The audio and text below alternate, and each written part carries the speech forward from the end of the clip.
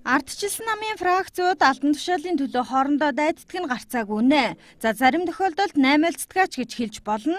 За шинжлэлийн засгийн газар байгуулагдаад 2 жил гаруй хугацаа өнгөрөхөд засаг төр харьцангуй доктортой байсан ч Монгол улсын ерөнхийлөгчийн улсын их хурлд өргөн барьсан хуулийн төслөөс болж Батулга сайд албан тушаалаасаа татгалзахад хүрсэн юм а. Харин одоо сайдын оронд үйлдвэр хөдөө аж ахуйн сайдын синтед хэн залрах нь тодорхойгүй байгаа ч засгийн газрын тэргүүн шийдвэр гаргаж сайдын оронд төр орлон гүйцэтгэгчээр уул уурхайн сайд ган хуйгийг томилжээ. Хуулийн дагуу сайд нар нэг оролдгий. Тэгээ тулга бид хоёр бие нэг оролддог юм л да. Яг дараагийн сайд томилогдохоор хүртэл гэсэн үг л дээ. За ерөнхийдөө сайдын суудлын төлөөх ардчилсан нам доторх фракцуудын марафон эд үргэлжилж байна. Хамгийн гол нь хин хүчтэй сайдын синтед заларна. Тийм учраас эрх баригч намынхан өнгөн дээрээ юу ч болоогүй юм шиг байгаа ч хор найруулад эхэлчихсэн гэдгийг хэлэх хүмүүс олон байгаамаа.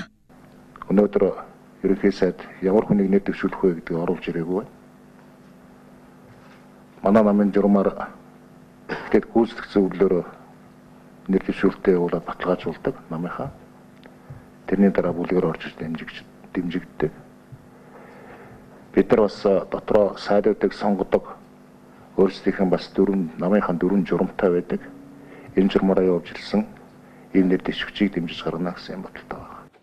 За үйлдвэр хөдөө аж ахуйн яам ганцхан мал аж ахуйн салбар хариуцдаг яам биш ээ. Үүний цаана төрийн өмчийн хороо, төрийн өмчөд үйлдвэрийн газрууд гээд их олон салбар багтдаг. Тиймээс ардчилсан нам доторх шонхор болоод Алтангац, Батулга гишүүний ахалдаг Монголын ардчилсан холбооныхон тус бүрдээ хүмүүсээ нэр дэвшүүлэхээр төлөвлөж байна. За өнөөдрийн байдлаар л гэхэд үйлдвэр хөдөө аж ахуйн сайдын суудалд горилж байгаа хүний тоо нэгээр нэмэгдлээ.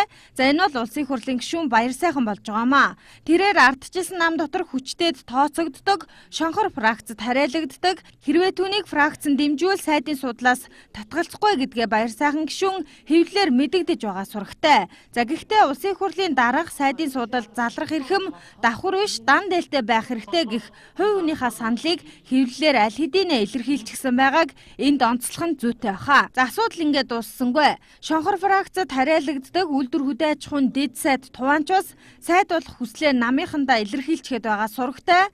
Гэхдээ өнгөрсөн хугацаанд салбараа хангалттай удирдах чадаагүй дэд сайд хүнийг сайд болгон дэвшүүлэхээс илүүтэй төрийн бодлогыг зөв тодорхойлоод явчих чадвартай мэргэжлийн үнээр нь энэ салбарыг удирдуулах хэрэгтэй юмаа гэдгийг зарим гишүүд хэлж байна.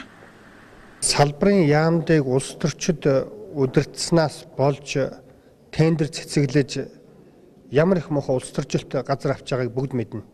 Дээр нь их хурлын гишүүн байх юм бол бүр их хурлын дэргэд засгийн газар нь баг хурал болтлоо ажиллаж шээ. Улсын баг хурал шиг ажиллаж байгаа. Энэ давхар дээлийг тайлъя гэдэг дээр би их хүчтэй байр суурьтай байдаг, хошиж байх болно. Тэгэхээр ядаж дан дээлтэй хүн байгаасаа ядаж одоо улсын их хурлын гишүүн биш байгаасаа тэгвэл яг ажил руугаа анхаарна.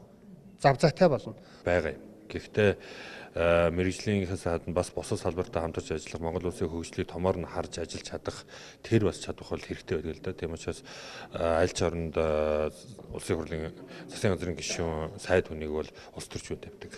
Улс төрийн болон салбарын ажил хэргийн мэдлэг туршлагын талаар тэгээд дээрээс нь та нарын ярьж байгаа одоо олон өмнө ч гэсэн бас сүлээж болох тэр давхар дан дээлийн асуудал гэх мэтчлэн олон хүчин зүйлүүд хөндөгдөж салбарын ажлыг цааш нь нэр төртөө аваад явах тийм хэмжээний кандидат болж томилох баха. Бид нар ч тэгж хэлж таарна шүү дээ.